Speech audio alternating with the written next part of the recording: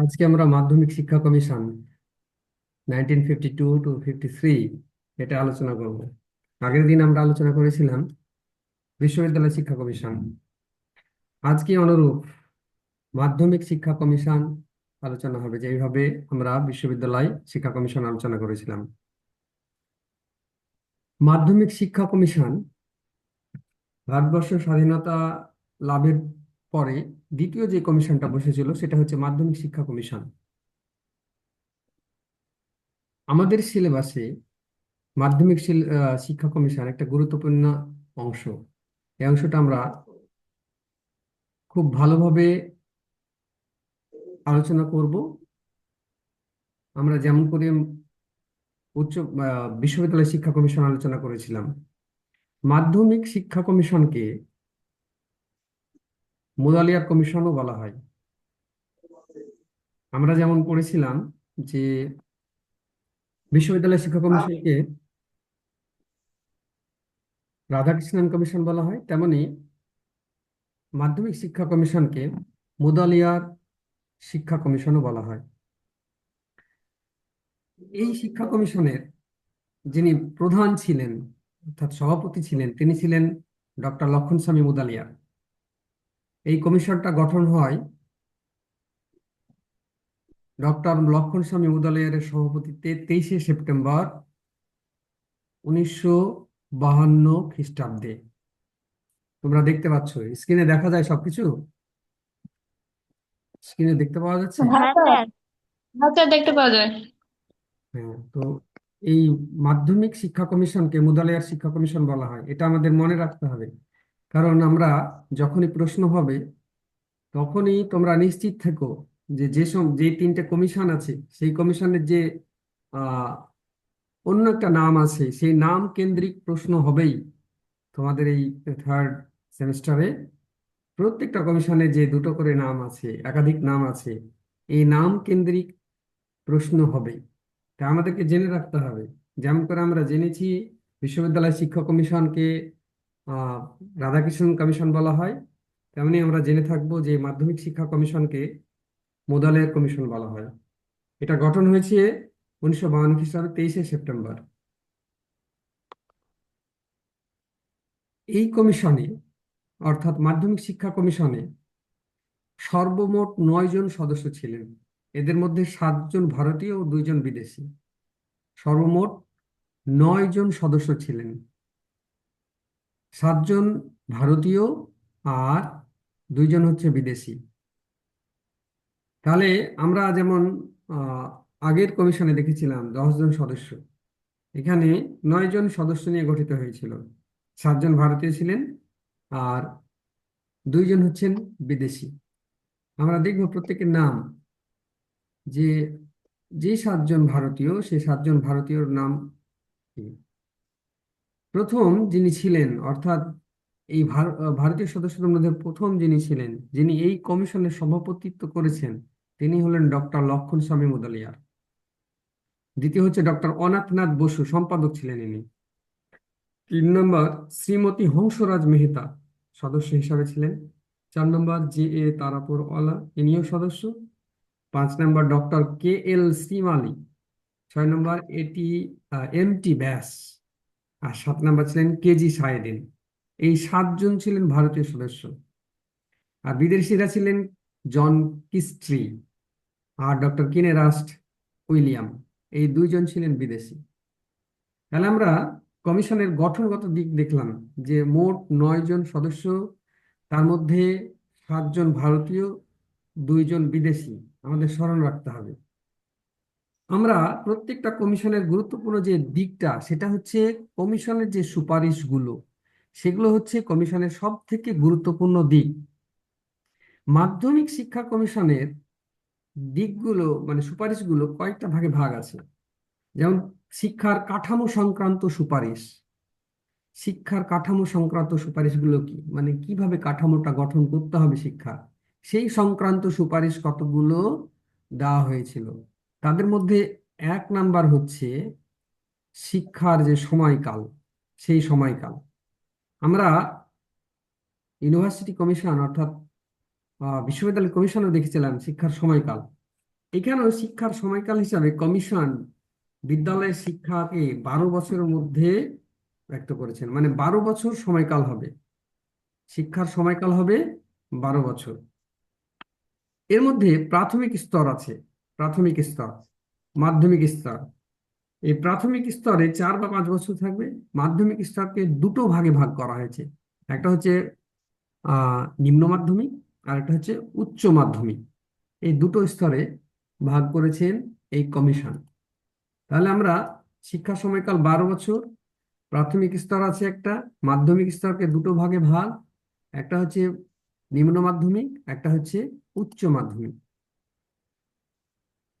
আর বিকল্প শিক্ষা কাঠামো, এই বিকল্প শিক্ষা কাঠামো কি, যে কর্তৃপক্ষ ও অভিভাবক অভিভাবিকাদের অসুবিধার কথা বিবেচনা করে কমিশন একটি বিকল্প মাধ্যমিক শিক্ষা কাঠামো প্রস্তাব করেছেন।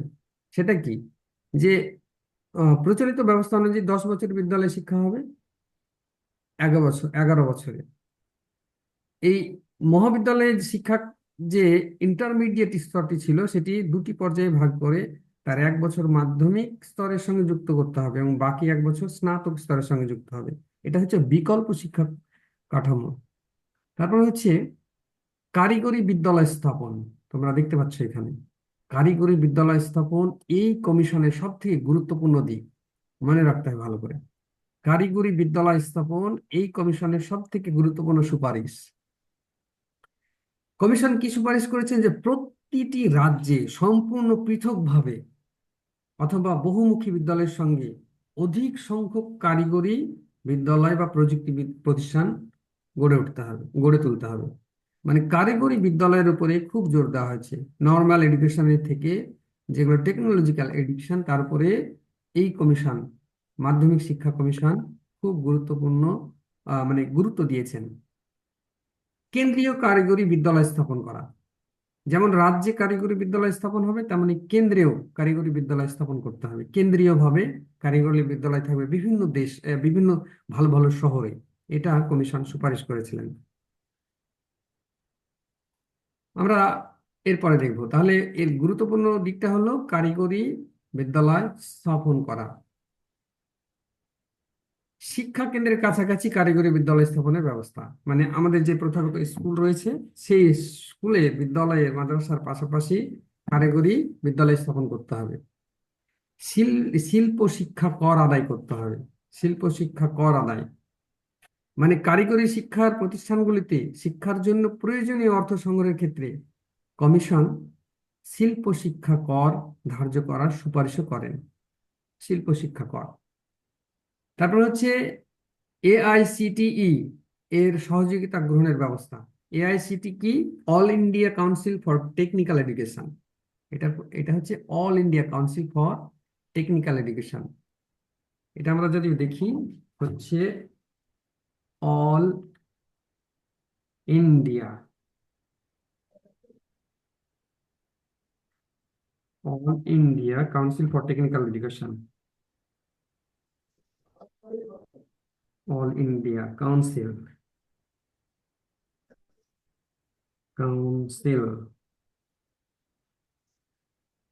For technical technical education.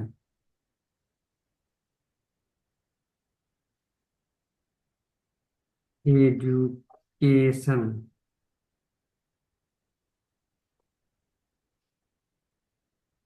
এটা full form AICTE, all India council for technical education. এই সংস্থার যে সহযোগিতা, সেই সহযোগিতা গ্রহণ করার প্রস্তাবটা দিয়েছেন এই কাউন্সিল। আমরা দেখছি এই ফুল ফর্মটা আমাদেরকে একটু স্মরণে রাখতে হবে, যে ফুল ফর্মটা লিখলাম, all India council for technical education, AICTE এর ফুল ফর্ম। ঠিক আছে, তাহলে এই যে সংস্থা, এই সংস্থার সহযোগিতা গ্রহণ করতে হবে। তারপরে বলা হচ্ছে আবাসিক বিদ্যালয় স্থাপন করতে হবে। আবাসিক বিদ্যালয় স্থাপন, বিশেষ বিদ্যালয় স্থাপন। বিশেষ বিদ্যালয়টা কি, যে দৈহিক ও মানসিক প্রতিবন্ধীদের শিক্ষার জন্য যারা দৈহিক এবং মানসিক প্রতিবন্ধী তাদের শিক্ষার জন্য বিশেষ যে স্কুল, মানে বিশেষ স্কুলের ব্যবস্থাটা করতে হবে। তাহলে সাধারণ ছেলের জন্য নয়, যারা দৈহিক ও মানসিকভাবে প্রতিবন্ধী তাদের শিক্ষার জন্য বিশেষ বিদ্যালয় স্থাপন করতে হবে। তারপরে সরকারি বালিকা বিদ্যালয় স্থাপনের ব্যবস্থা করতে হবে। সরকারিভাবে বালিকা বিদ্যালয় স্থাপনের সুপারিশটা করেছিলেন 1952 খ্রিস্টাব্দের সেই কমিশন, হাই স্কুল কমিশন যেটা, সেই কমিশনটা সুপারিশ করেছিলেন। ঠিক আছে, আমাদের একটু ইলেকট্রিসিটি চলে গেছে, আমরা কানেক্ট করছি। ঠিক আছে,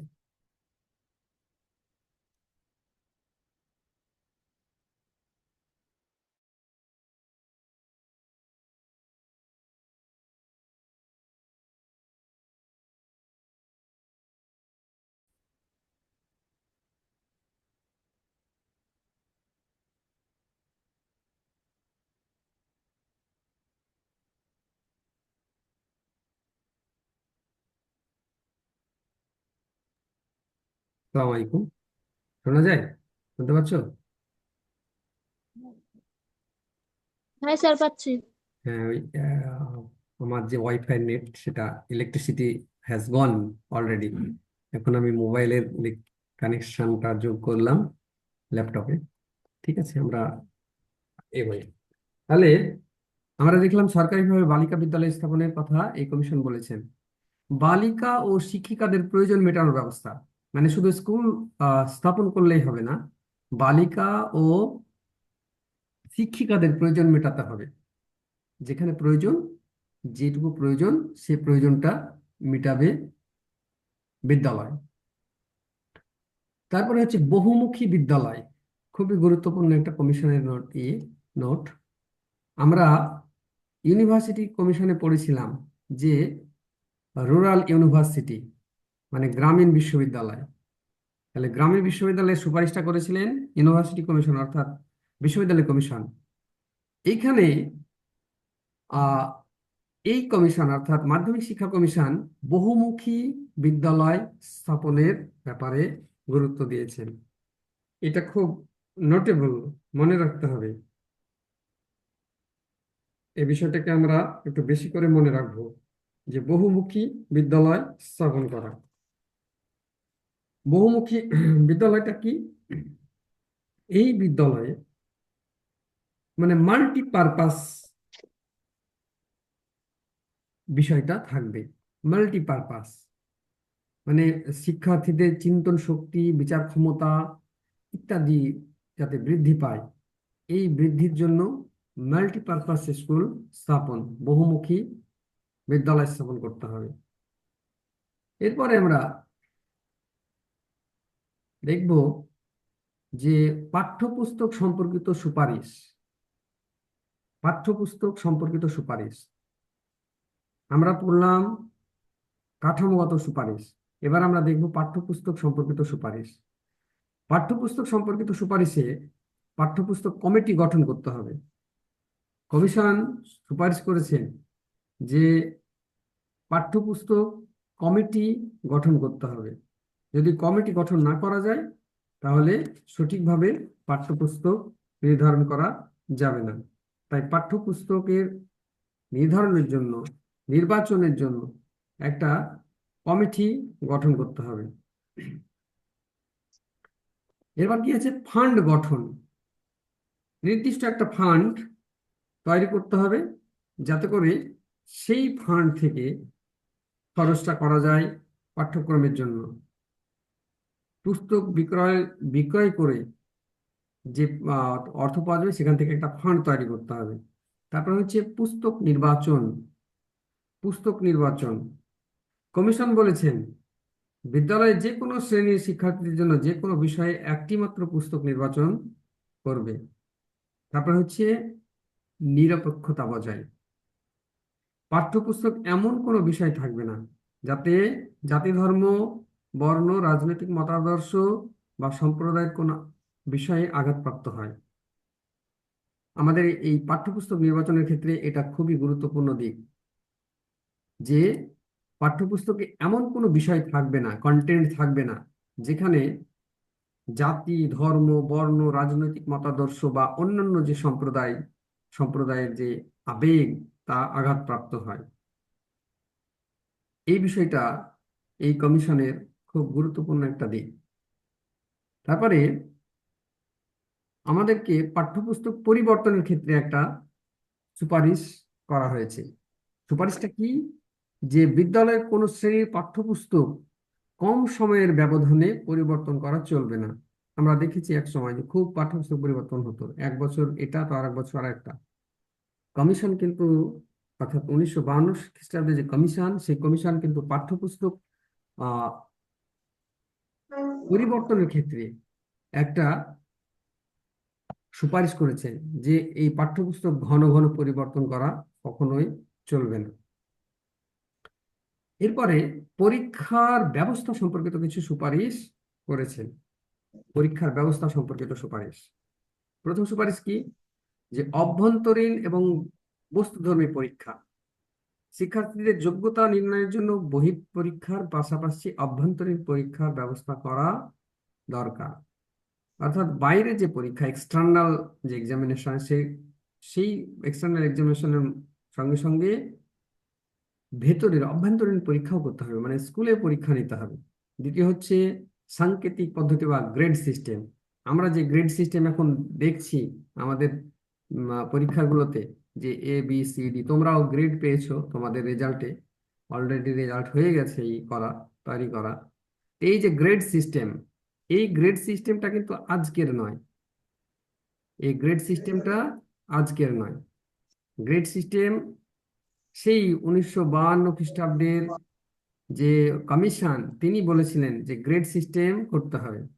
পরীক্ষায় বহিঃপরীক্ষা বা আন্তঃপরীক্ষা নম্বরের পরিবর্তে সাংকেতিক পদ্ধতি ব্যবহার করতে হবে, যেমন ABCD, এই সমস্ত যে সংকেত, সেই সংকেতগুলো বর্তমানে এটা ব্যবহার করা হচ্ছে গ্রেড সিস্টেমটা। তারপরে হচ্ছে পরে যেটা হচ্ছে সেটা হচ্ছে সাপ্তাহিক, মাসিক বা ষান্মাসিক পরীক্ষা গ্রহণ করতে হবে। সাপ্তাহিক, মাসিক বা ষান্মাসিক। কিউমুলেটিভ রেকর্ড কার্ড, এটাও বর্তমানে আমাদের করতে বলা হচ্ছে, কিন্তু এটা হচ্ছে মুদালের কমিশনের সর্বপ্রথম প্রবর্তনের কথা বলেন কিউমুলেটিভ CRC। এটা খুব গুরুত্বপূর্ণ, এই অংশটা আমাদেরকে মনে রাখতে হবে। কিউমুলেটিভ রেকর্ড কার্ড, এই অংশটা আমাদেরকে মনে রাখতে হবে যে মাধ্যমিক শিক্ষা কমিশন কিউমুলেটিভ রেকর্ড কার্ড ব্যবহার করতে বলেছিলেন। তাহলে এই কমিশনের মধ্যে একটা গুরুত্বপূর্ণ দিক যে কিউমুলেটিভ রেকর্ড স্যার, কার্ড। হ্যাঁ। আপনার কথা কাটা কাটা আসছে, ঠিক করে কথাটা পৌঁছেছে না। ও, ওই নেটের গন্ডগোল। কখন থেকে?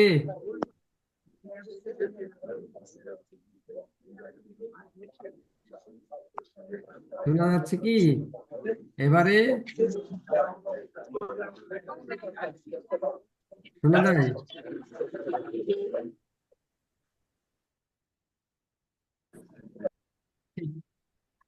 আমরা আলোচনা করছিলাম cumulative record card. Cumulative record card কি, এটা মনে রাখতে হবে যে মুদালিয়ার কমিশন বা মাধ্যমিক শিক্ষা কমিশন সর্বপ্রথম এই কিউমুলেটিভ রেকর্ড কার্ড বা CRC প্রবর্তনের কথা বলেন। এটা মনে রাখতে হবে যে কিউমুলেটিভ রেকর্ড কার্ড সর্বপ্রথম কোন কমিশন বলেন? মুদালিয়ার কমিশন। এই পরিচয়পত্রে শিক্ষার্থীর বৌদ্ধিক জ্ঞানের পাশাপাশি তার অন্যান্য কার্যাবলী বা দক্ষতা, অর্থাৎ সহ পাঠ্যক্রমিক যে কার্যাবলী, তার অগ্রগতি রেকর্ড থাকবে। কিউমুলেটিভ রেকর্ড কার্ড কি? আজকে তোমরা পরীক্ষা দিচ্ছ 3টে বা 4টে বছরে, এই যে লিখিত পরীক্ষা বা মৌখিক পরীক্ষা, এগুলোর সঙ্গে সঙ্গে তোমাদের যে সহ পাঠ্যক্রমিক যে কার্যাবলী, সেগুলোরও রেকর্ড করতে হবে সারা বছরের। এটা হচ্ছে কিউমুলেটিভ রেকর্ড। এই রেকর্ড কথা প্রথম মুদালিয়াত কমিশনই বলে। বর্তমানে এই রেকর্ডটা এবছর আমাদের পশ্চিমবঙ্গ সরকার চালু করলেন, কিউমুলেটিভ রেকর্ড কার্ড। ঠিক আছে? তো এটা মনে রাখতে হবে, খুবই গুরুত্বপূর্ণ যে কিউমুলেটিভ রেকর্ড কার্ড সর্বপ্রথম কোন কমিশন বলেছিল। মাধ্যমিক কমিশন বা মুদালিয়ার কমিশন। তারপর হচ্ছে নোট ব্যক্তিক হচ্ছে পরীক্ষা। এটা বানানটা স্পেলিংটা মিস্টেক আছে, আমরা একটু দেখবো। ঠিক আছে, নোট ব্যক্তিক।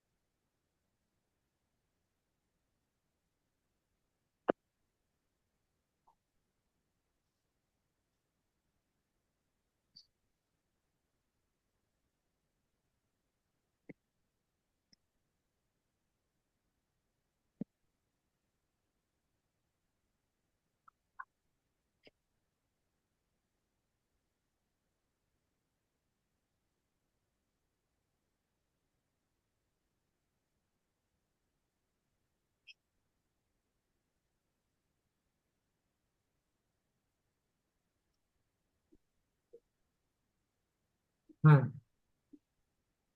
কমিশন যতটা সম্ভব মুখস্থ করে পাস করার উৎসাহ কমিয়ে নৈর্ব্যক্তিক পরীক্ষার উপর বেশি জোর দিতে বলেছেন।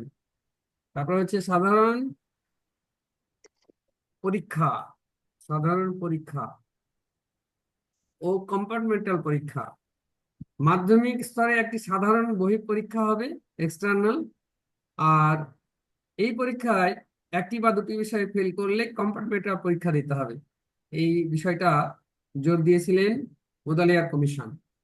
পরের যে সুপারিশ, সেটা হচ্ছে শিক্ষক সম্পর্কিত সুপারিশ। শিক্ষক সম্পর্কিত সুপারিশ, শিক্ষক কেমন হবে এই বিষয়ে কতগুলো সুপারিশ দেওয়া হয়েছে।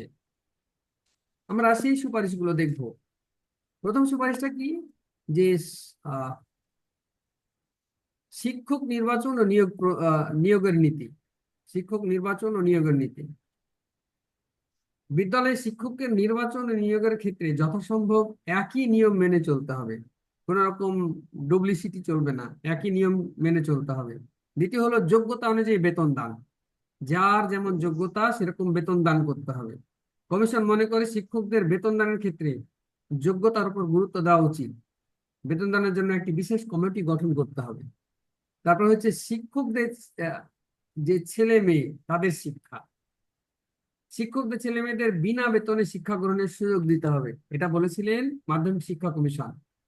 তারপর হচ্ছে বিনা ব্যয়ে স্বাস্থ্য পরীক্ষা। বিনা ব্যয়ে স্বাস্থ্য পরীক্ষা। শিক্ষকদের বিনা ব্যয়ে চিকিৎসার ব্যবস্থা থাকবে, প্রয়োজনে সরকারি হাসপাতালে চিকিৎসার সুযোগ দিতে হবে। এটা মাধ্যমিক শিক্ষা কমিশনের সুপারিশ।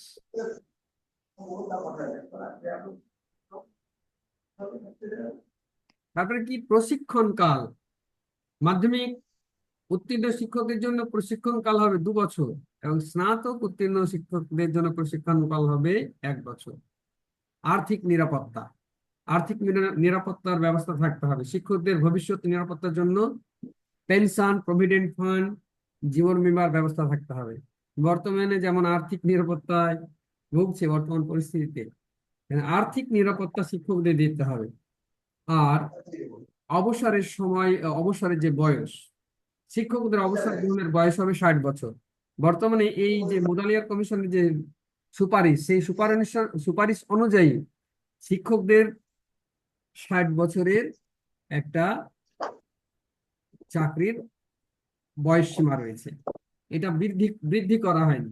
অর্থাৎ এটা হচ্ছে মুদালিয়া কমিশনেরই সুপারিশ যে শিক্ষকদের 60 বছর পর্যন্ত চাকরির সময়কাল থাকবে, বয়সকাল থাকবে। এটা হচ্ছে 60 ইয়ার্স। শিক্ষকদের বয়স থাকবে 60 বছর, মানে চাকরির বয়স হতে হবে 60 বছর সর্বোচ্চ। তারপর হচ্ছে গৃহ শিক্ষকতা। স্কুলে নিযুক্ত শিক্ষকরা গৃহ শিক্ষকতা করতে পারবেন না। বর্তমানে আমাদের সরকার বারবার বলেন শিক্ষকদের ক্ষেত্রে গৃহ শিক্ষকতা নিষিদ্ধ। এটার সুপারিশ করেছিলেন মোদালের কমিশন বা মাধ্যমিক শিক্ষা কমিশন, যে শিক্ষকেরা গৃহ শিক্ষকতা করতে পারবেন না। তাহলে শিক্ষক সম্পর্কিত আহ এই আমরা সুপারিশগুলো দেখলাম। তাহলে এই সুপারিশগুলোকে আমাদেরকে মনে রাখতে হবে। আমরা সুপারিশগুলোকে কতকগুলো ভাগে ভাগ করেছি। শিক্ষক সম্পর্কিত সুপারিশ, তারপরে হচ্ছে পরীক্ষা ব্যবস্থা সম্পর্কিত সুপারিশ, পাঠ্যপুস্তক সম্পর্কিত সুপারিশ, আর হচ্ছে পরিকাঠামোগত সুপারিশ। তো এই সুপারিশগুলোর মধ্যে আমরা যে বিষয়গুলো গুরুত্বপূর্ণ দেখেছি সেগুলো আমরা একবার পুনরায় দেখব। যে সুপারিশগুলোর মধ্যে গুরুত্বপূর্ণ বিষয়গুলো কোনগুলো। প্রথম হচ্ছে যে মাধ্যমিক শিক্ষা কমিশনকে মুদালিয়ার কমিশন বলা হয়, এটা আমাদের স্মরণে রাখা খুবই গুরুত্বপূর্ণ। দ্বিতীয় হচ্ছে এটা 1952 খ্রিস্টাব্দের 23শে সেপ্টেম্বর গঠন করা হয়। মোট 9 জন সদস্য ছিলেন এই কমিশনে, তার মধ্যে 7 জন ভারতীয়, 2 জন বিদেশি। সভাপতি ছিলেন ডক্টর লক্ষণ স্বামী মুদালিয়া, আর সম্পাদক ছিলেন ডক্টর অনাথনাথ বসু, মনে রাখতে হবে। বিদেশিরা জন কিস্ট্রি এবং ডক্টর কিনেরাস্ট উইলিয়াম। মাধ্যমিক শিক্ষা কমিশনের শিক্ষা যে পরিকাঠামো, এর মধ্যে গুরুত্বপূর্ণ বিষয়গুলো হলো যে শিক্ষা সময়কাল 12 বছর, আর কারিগরি বিদ্যালয় স্থাপন, এটা হচ্ছে গুরুত্বপূর্ণ একটা দিক। আর কারিগরি বিদ্যালয়টা করতে হবে বিদ্যালয়ের কাছাকাছি, আর এআইসিটিই এর সহযোগিতা গ্রহণ করতে হবে। এটার ফুল ফর্ম হচ্ছে all India council for technical education, মনে রাখতে হবে। আর সব থেকে স্মরণযোগ্য এটা যে এখানে বহুমুখী বিদ্যালয়ের কথা বলা হয়েছে। যেমন করে বিশ্ববিদ্যালয় কমিশনে আমরা দেখেছিলাম যে রুরাল ইউনিভার্সিটি বা গ্রামীণ বিশ্ববিদ্যালয় গঠন করতে হবে। এখানে বলা হয়েছে বহুমুখী বিদ্যালয়। তাহলে দুটো স্মরণ রাখতে হবে, বিশ্ববিদ্যালয় কমিশনে বলা হয়েছিল রুরাল ইউনিভার্সিটির কথা, গ্রামীণ বিশ্ববিদ্যালয়। তাহলে যদি প্রশ্ন আসে গ্রামীণ বিশ্ববিদ্যালয় গঠন করতে হবে, এর সুপারিশ করেছিলেন, কয়েকটা দিয়ে দিল, যে মাধ্যমিক শিক্ষা কমিশন, বিশ্ববিদ্যালয় শিক্ষা কমিশন, তারপরে হচ্ছে কোঠারি কমিশন, এইভাবে দিল 3টে অপশন। তাহলে আমরা গ্রামীণ বিশ্ববিদ্যালয়ের ক্ষেত্রে কোন অপশনটা বাঁচবো? সেটা হচ্ছে বিশ্ববিদ্যালয় শিক্ষা কমিশন। যদি বলে বহুমুখী বিদ্যালয় কোন কমিশনে গঠন করতে বলা হয়েছিল, মাল্টিপারপাস স্কুল গঠন করতে বলা হয়েছিল মাধ্যমিক শিক্ষা কমিশনে। তাহলে এগুলো স্মরণযোগ্য, এগুলো আমাদেরকে স্মৃতিতে রাখতে হবে। তারপরে পাঠ্যপুস্তক সম্পর্কিত সুপারিশ, পাঠ্যপুস্তকের কমিটি গঠন, ফান্ড গঠন, পুস্তক নির্বাচন, নিরপেক্ষতা বজায় রাখা। পরীক্ষা সংক্রান্ত হচ্ছে এখানে কয়েকটা ভালো ভালো সুপারিশ রয়েছে। যেটা হচ্ছে এই কমিশনে গ্রেড সিস্টেমের কথা বলা হয়, ABCDE, এই যে গ্রেড গুলো, সেই গ্রেড সিস্টেমের কথা এই সুপারিশ এই কমিশনে বলা হয় প্রথম। তারপর হচ্ছে কিউমুলেটিভ রেকর্ড কার্ড, এই কমিশনেই বলা হয় কিউমুলেটিভ রেকর্ড কার্ড। ঠিক আছে। তারপরে হচ্ছে শিক্ষকের ক্ষেত্রে শিক্ষক নির্বাচনের পদ্ধতি একই হওয়া দরকার। যার যোগ্যতা অনুযায়ী বেতন হবে, যে যেমন স্কেলে রয়েছে তার বেতন হবে। আর প্রশিক্ষণ কালের ব্যবস্থা করা হবে। আর সবথেকে গুরুত্বপূর্ণ হচ্ছে শিক্ষকদের অবসরের বয়স হবে 60 বছর। শিক্ষকেরা গৃহ শিক্ষকতা করতে পারবেন না। এই হলো সামগ্রিক আমাদের মাধ্যমিক শিক্ষা কমিশনের আজকের আলোচনা, সামগ্রিক আলোচনা। এটা একটা বেসিক ধারণা দেওয়া হলো। তোমরা অবশ্যই বই কিনবে সবাই, ঠিক আছে? এটা একটা বেসিক ধারণা দেওয়া হলো, অবশ্যই সবাইকে বই কিনতে হবে। ঠিক আছে। স্যার বই কিনে নিয়েছি ছাত্ররা। ঠিক ঠিক ঠিক, ভালো করেছো, মাশাআল্লাহ। কোনো কোয়ারিজ, প্রশ্ন কিছু, এনি কোয়ারিজ, কিছু জানার থাকলে জানতে পারো। ঠিক আছে, পড়ো, বেশি করে পড়ো, বইগুলো পড়ো বেশি করে। করবো তো। হ্যাঁ, বেশি বেশি পড়তে হবে। এই আলোচনা সাপেক্ষে কোনো কিছু জানার থাকলে সেটা প্রশ্ন করতে পারো। ঠিক আছে, এই আলোচনা সাপেক্ষে কোনো কিছু জানার থাকলে প্রশ্ন করা যেতে পারে।